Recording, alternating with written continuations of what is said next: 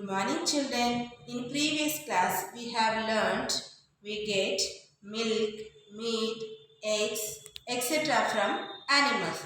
Children, what is this children? Yes, it is a shawl. How it is made up of?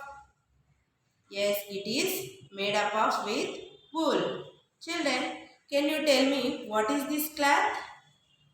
It is a silk. Children, can you tell me where do we get these products? Yes, we get these products from animals. Today, we are going to learn about the other uses of animals. By the end of this session, the student will be able to understand that there are many uses of animals.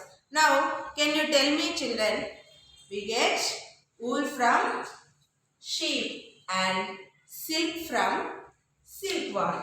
Look at this fan children. Do you know how it is made up of?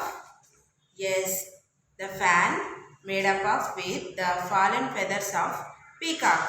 There are some industries in our India which made the buttons with the horns of oxes and they are export to other countries also.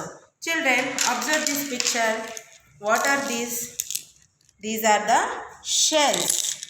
Where do we get these shells? We get shells from snails. Yes, children, not only these products, we also get some other products like honey from honeybees.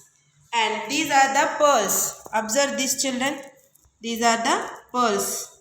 We get these pearls from sea oysters. And we get leather chappals, bags made up of with animal skin. Today's assignment.